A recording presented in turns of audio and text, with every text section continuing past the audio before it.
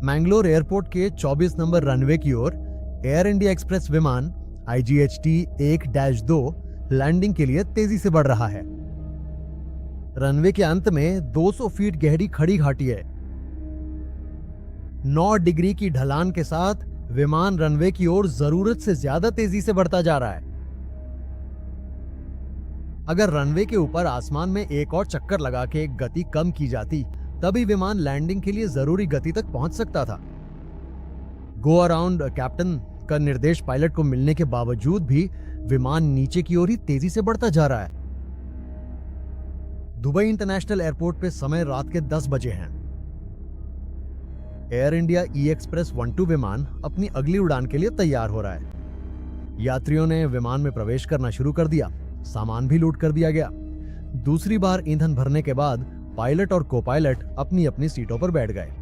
Dubai से मैंगलोर तक की दूरी जिसे सिर्फ 3 घंटे में तय किया जा सकता है, इस विमान के कैप्टन ने अब तक कम से कम 16 बार उड़ान भरकर पूरी की है। को पायलट ने भी इस रूट पर 66 बार उड़ान भरी है। दोनों ही बहुत अनुभवी हैं। लेकिन आज जो मुख्य पायलट हैं वे सर्बिया से 2 हफ्ते की लंबी छुट्टी बिताकर लौटे हैं और वापस आए हुए उन्हें सिर्फ 2 दिन ही हुए हैं। उनकी बॉडी क्लॉक अभी भी पूरी तरह से ठीक नहीं हुई है। असल में आज विमान उड़ाने वाले व्यक्ति वही नहीं थे जो पहले तय किए गए थे। छुट्टी से लौटे हुए उस कप्तान से एक पायलट की अनुपस्थिति में क्या वे बदले में ड्यूटी पर आ सकते हैं, ये पूछते हुए एयर इंडिया की शेड्यूलिंग टीम ने फोन किया था। आधी नींद में ही कप्तान ने इस अनुरोध को स्वीकार कर लिया। इस तरह बहुत ही अप्रत्याशित रूप से वे उस दिन विमान उड़ाने के लिए पहुंचे थे। यह दुर्घटना जिस वर्ष हुई यानी 2010 में एयर इंडिया की फ्लाइट शेड्यूलिंग मैनुअल तरीके से ही की जाती थी। उस समय इस तरह के आखिरी मिनट की बदलाव आम बात थे। हालांकि कई बार इस पद्धति की अवैज्ञानिकता के कारण पायलटों को परेशानी का सामना करना पड़ा है। ऐसी परिस्थितियों की रिपोर्ट की गई है। 2010 के मई 21 तारीख को मैंगलोर इंटरनेशनल एयरपोर्ट पे ही एयर इंडिया एक्सप्रेस विमान IX 812 की कहानी शुरू होती है। मैंगलोर हवाई अड्डे से रात 9:35 बजे उड़ान भरने वाला विमान दुबई हवाई अड्डे पर रात 1 बजे पहुंचता है। दुबई से फिर यही विमान सुबह 2:45 पे उड़ान भरकर वापस मैंगलोर के लिए रवाना होता है। सुबह 6:45 पे पहुंचता है। यही फ्लाइट का शेड्यूल है। अनुभवी एक पायलट के लिए यह केवल एक ऐसा टास्क था जिसे वो आंख बंद करके भी पूरा कर सकता था। 55 वर्षीय सर्बियाई फ्लैट ही मुख्य पायलट था। बिल्कुल पास के कॉकपिट में 40 वर्षीय मुंबई निवासी हरबिंदर सिंह अहलूवालिया उनके साथ थे और पीछे 4 केबिन क्रू सदस्य थे। इतने लोगों के साथ ही विमान ने अपनी यात्रा शुरू की थी। यात्रा बोइंग 737 विमान में हो रही थी। बोइंग 737 ऐसा विमान है जिसे छोटे रनवे पर भी चलाया जा सकता है। आमतौर पर यह वो समय होता है जब लोगों की सर्कैडियन रिदम या दिल की धड़कन धीमी हो जाती है। रात 2 बजे से सुबह 6 बजे के बीच का समय ऐसा ही होता है। केंद्रीय विमानन निदेशालय यानी DGCA के निर्देश के अनुसार एयर इंडिया एक्सप्रेस अपने सभी पायलटों का प्री फ्लाइट मेडिकल चेकअप कराती है। लेकिन आज के दिन एयर इंडिया एक्सप्रेस के लिए मैंगलोर एयरपोर्ट पर कोई भी मेडिकल ऑफिसर मौजूद नहीं था। इसी वजह से पायलटों की सिर्फ एक सेल्फ सर्टिफिकेशन के आधार पर ही काम चला। उस रात 9:35 पर विमान मैंगलोर से दुबई के लिए रवाना हुआ। रात 1 बजे विमान दुबई हवाई अड्डे पर पहुंचा और सिर्फ 1:22 तक यानी केवल 1 घंटे 22 मिनट के अंतराल के बाद पायलटों को फिर से मैंगलोर के लिए ही उड़ान भरनी थी। चूंकि एक टर्न अराउंड फ्लाइट थी, इसलिए दुबई में पायलटों के लिए मेडिकल चेकअप करवाने की कोई आवश्यकता नहीं थी, क्योंकि नियम के अनुसार फ्लाइट के ओरिजिनल पॉइंट यानी मैंगलोर में ही मेडिकल चेकअप किया जाना चाहिए। जब यह संभव नहीं हो पाया तो पायलट बिना फिट टू फ्लाई सर्टिफिकेट के ही विमान उड़ाने की तैयारी कर रहे थे। मैंगलोर के लिए विमान दुबई में टेक ऑफ के लिए इंतजार कर रहा था। पायलट ने अपनी चिंता छुपा ली थी। जैसे ही उसने अपनी पूरी ताकत से काम करना शुरू किया, विमान धीरे धीरे अंधेरे में उड़ चला। फ्लाइट उड़ान भरने के 1 घंटे बाद ही कप्तान फ्लैट को ग्लूशिक को नींद आने लगी थी। वो छुट्टियां बिताने के लिए सर्बिया गए थे और वहां के समय के अनुसार उनका बॉडी क्लॉक अभी भी अनुकूल नहीं हुआ था, इसलिए सीट पर बैठते ही वो जल्दी ही गहरी नींद में चले गए।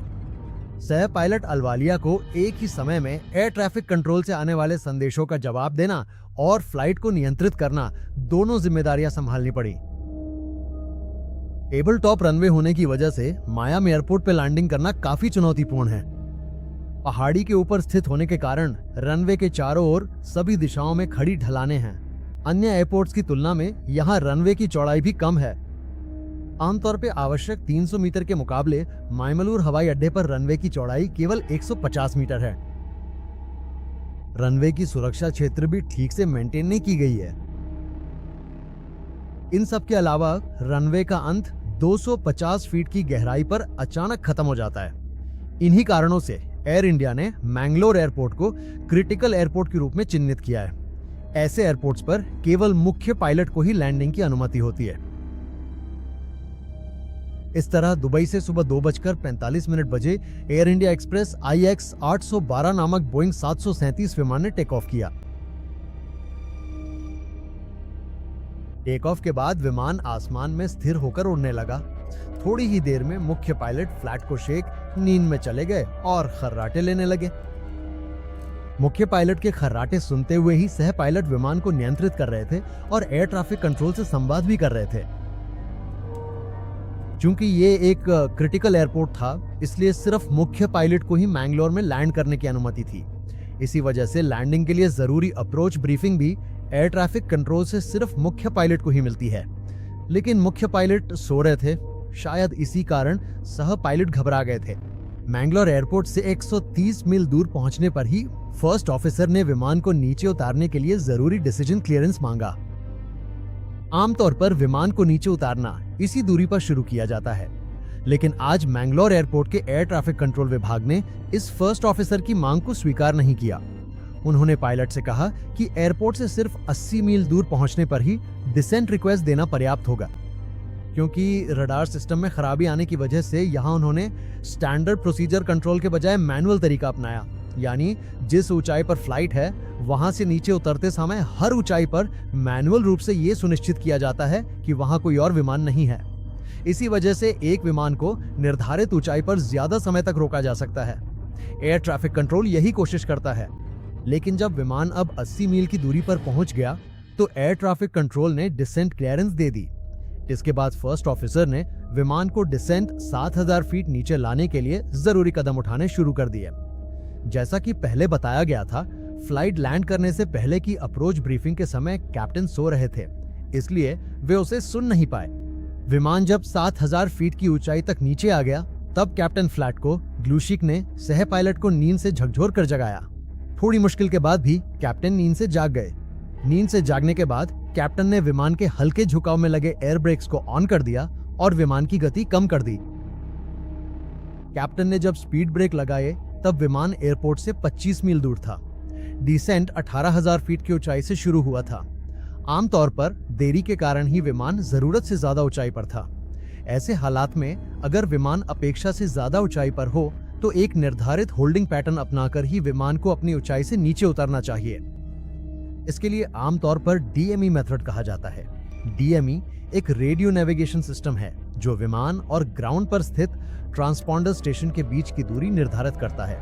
ये रेडियो सिग्नल विमान के कॉकपिट में बैठे पायलटों से ग्राउंड स्टेशन तक जाने में लगने वाले समय को मापकर काम करता है। लैंडिंग क्लियरेंस रिक्वेस्ट फिर से मिलने के बाद विमान 9000 फीट की ऊंचाई से 2000 फीट तक नीचे आ गया। ATC ने पायलटों को उड़ान भरने की अनुमति दी। BME आर्ग मेथड की जगह डायरेक्ट रेडियल मेथड से लैंडिंग संभव है या नहीं, ये सह पायलट ने पूछा। लेकिन हैरानी की बात यह है कि एयर ट्रैफिक कंट्रोल ने इसके लिए अनुमति दे दी। विमान जरूरत से ज्यादा ऊंचाई पर था, फिर भी फर्स्ट ऑफिसर ने मेथड के जरिए डिसेंट की अनुमति मांगी थी।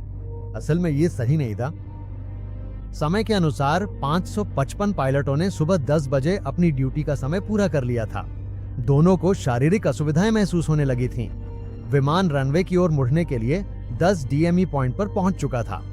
ऐसी स्थिति में विमान अधिकतम 2000 से 9000 फीट की ऊंचाई तक ही जा सकता था।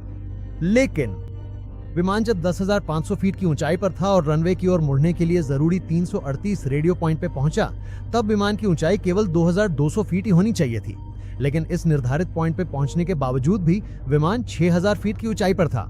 जब कप्तान ने समझा कि विमान जरूरत से ज्यादा ऊंचाई पर है तो उन्होंने लैंडिंग गियर को नीचे कर दिया। अधिकतम ब्रेकिंग और प्रतिरोध लगाया गया। फिर भी विमान अभी भी जरूरत से ज्यादा ऊंचाई पर था। इस ऊंचाई पर विमान के लिए लैंडिंग के लिए जरूरी ग्लाइडिंग स्लोप में प्रवेश करना संभव नहीं था। लेकिन 2 मिनट बाद विमान ने ग्लाइड स्लोप में प्रवेश तो किया, लेकिन वो 9 डिग्री के स्लोप पर था। जहां विमान को 3 डिग्री के गाइड स्लोप से रनवे की ओर आना चाहिए था, वहीं वो 9 डिग्री के गाइड स्लोप से रनवे की ओर तेजी से बढ़ रहा था। यानी वास्तव में जरूरी ढलान से 3 गुना ज्यादा ढलान के साथ विमान रनवे की ओर तेजी से बढ़ रहा था। अब विमान रनवे से 7 मील दूर था और यहाँ अधिकतम ऊंचाई केवल 2000 फीट होनी चाहिए थी। लेकिन जब विमान रनवे से 4 मील दूर पहुंचा, तब भी वो 5000 फीट की ऊंचाई पर था। जहां विमान को केवल 1500 फीट की ऊंचाई पर होना चाहिए था, वहां वो अब 3205 फीट की ऊंचाई पर है। यानी विमान जरूरी ऊंचाई से 2 गुनी ऊंचाई पर उड़ रहा है। इसका मतलब ये भी है कि विमान जरूरत से ज्यादा तेजी से नीचे की ओर बढ़ रहा है। विमान की ऊंचाई जरूरत से ज्यादा होने के कारण ऊंचाई कम करने के लिए एक होल्डिंग पैटर्न बनाए रखना अनिवार्य था। लेकिन कैप्टन ने अप्रोच ब्रीफिंग नहीं सुनी, जिससे ये मौका हाथ से निकल गया। जब विमान एयरपोर्ट से सिर्फ 3 मील दूर था, तब कैप्टन ने विमान के पंखों को 40 डिग्री तक झुका दिया, जिससे और अधिक एयर रेजिस्टेंस पैदा हुआ। अब भी विमान 1 मिनट में 2000 फीट की रफ्तार से नीचे गिर रहा था। वास्तव में जितनी जरूरत थी, उससे 1000 मील ज्यादा की रफ्तार से अधिकतम 1200 फीट की ऊंचाई पे पहुंचना था, लेकिन विमान अब भी 2800 फीट की ऊंचाई पर था। फर्स्ट ऑफिसर ने समझ लिया कि विमान ने लैंडिंग के लिए जरूरी स्थिरता हासिल नहीं की है, इसलिए उन्होंने मुख्य पायलट को चेतावनी दी। कैप्टन, हम बहुत ऊंचाई पर हैं। कॉकपिट में विमान को ऊपर उठाने के लिए अलार्म की आवाज बजने लगी। हवाई अड्डे से विमान सिर्फ 2 मील ही दूर था। ऐसे समय में विमान को लैंडिंग के लिए आगे बढ़ाना उचित नहीं था। लेकिन कैप्टन ने ऑटो पायलट को स्विच ऑफ कर विमान का नियंत्रण मैनुअल मोड में ले लिया। अब विमान की गति, रनवे की लंबाई की कमी और अन्य सीमाओं को ध्यान में रखते हुए कभी भी एक सहज लैंडिंग संभव नहीं थी। फिर भी कैप्टन ने अपने प्लान के साथ आगे बढ़ने का फैसला किया। कैप्टन ने यह भी समझ लिया कि विमान 9 डिग्री ग्रेड स्लोप पर चल रहा है और यह देर से ही सही कॉकपिट से महसूस किया गया। फुल अप नामक अलार्म लगातार बजता ही सुनाई दे रहा था। लेकिन इन सभी खतरनाक चेतावनियों को नजरअंदाज करते हुए कप्तान अपने प्लान के अनुसार आगे बढ़ते रहे। ये देखकर सह पायलट ने एक बार फिर विमान को थोड़ा ऊपर उठाकर गति कम करने के लिए कप्तान से अनुरोध किया। लेकिन सह पायलट के सुझावों को कप्तान स्लाडको लुशिक ने अनसुना कर दिया। जैसा कि पहले बताया गया था, मंगलुरु में लैंडिंग की अनुमति थी। मुख्य पायलट ही केवल विमान को एयरपोर्ट से 1 मील की दूरी पर लाने में सक्षम थे। लेकिन उस समय विमान जरूरत से ज्यादा ऊंचाई और गति पर था। कप्तान ने एक बार फिर लैंडिंग गियर नीचे कर दिया। विमान और भी ज्यादा ताकत और रफ्तार के साथ रनवे की ओर बढ़ता जा रहा था। कॉकपिट में लगातार खतरे की घंटी बज रही थी। असल में कप्तान यहाँ प्लान कंटिन्यूएशन बायस नामक एक मानसिक स्थिति में थे। यानी सभी परिस्थितियां प्रतिकूल होने के बावजूद एक गलत योजना के साथ आगे बढ़ने की जिद थी। प्लान कंटिन्यूएशन बायस का मतलब है कि अब रनवे की लाइट्स और भी साफ दिखाई दे रही थी। एयर ट्रैफिक कंट्रोल में बैठे अधिकारियों को शायद कुछ गड़बड़ी महसूस हुई होगी, इसलिए उन्होंने पूछा, एक्सप्रेस एट 82, क्या आप लैंडिंग की पुष्टि कर सकते हैं? इस सवाल का स्पष्ट जवाब दिए बिना कप्तान ने को पायलट से सिर्फ हाँ कहने के लिए कहा। लैंडिंग क्लियरेंस मिलने के बावजूद विमान की गति प्रति मिनट 4000 फीट थी। इस समय विमान को केवल 300 फीट की ऊंचाई पर होना चाहिए था, लेकिन विमान 700 फीट की ऊंचाई पर था जब उसने रनवे में प्रवेश करना शुरू किया। विमान 200 फीट की ऊंचाई पर और 120 नॉट्स की रफ्तार से उड़ रहा था। ऐसे हालात में ये अधिकतम 144 नॉट से ज्यादा नहीं होनी चाहिए थी। टचडाउन के बाद भी विमान अधिक गति से उड़ता रहा। ग्राउंड से कैप्टन ने आखिरी बार फिर कहा, हमारे पास रनवे बाकी नहीं है। लेकिन पायलट ने विमान को ऊपर नहीं उठाया। रनवे शुरू होने के बाद 4500 फीट की दूरी तय करने के बाद ही विमान के दाहिने तरफ का लैंडिंग गियर। विमान ने जमीन को छुआ, लेकिन जमीन पर स्थिर नहीं हुआ। 700 फीट और आगे बढ़ गया और फिर से रनवे पर उछलते हुए दबाव डाला। यानी रनवे शुरू होने के बाद 5200 फीट की दूरी तय करने के बाद ही विमान रनवे पर स्थिर हुआ। अब रनवे खत्म होने में सिर्फ 2800 फीट ही बाकी थे। अब आने वाले सिर्फ 10 सेकंड के अंदर विमान को रोकना था। विमान के रिवर्स थ्रस्ट और ब्रेक सब कुछ अपनी अधिकतम सीमा पर है, लेकिन विमान जरूरत से ज्यादा तेजी से रनवे पर आगे बढ़ता जा रहा है। रिवर्स थ्रस्ट लगाने के बाद भी, ऑटो ब्रेक लगाने के बाद भी जब गति कम नहीं हो रही थी तो कप्तान घबरा गए। उन्होंने रिवर्स थ्रस्ट बंद कर दिए और विमान को ऊपर उठाने के लिए थ्रॉटल्स को पूरी तरह आगे कर दिया। यहीं पर एयर इंडिया एक्सप्रेस ईघट 172 विमान की किस्मत तय हो गई। कैसे सब कुछ एक बार फिर सांस रोककर दांव पर लग गया। लेकिन अगर कुछ सेकंड और मिल जाते तभी इंजीनियरों को विमान को उड़ाने के लिए जरूरी थ्रस्ट मिल पाता। लेकिन अब यहाँ वो सेकंड भी बाकी नहीं है और विमान भी सुरक्षित रूप से रुकने के लिए जरूरी तरीके से धीरे धीरे नहीं चल रहा है।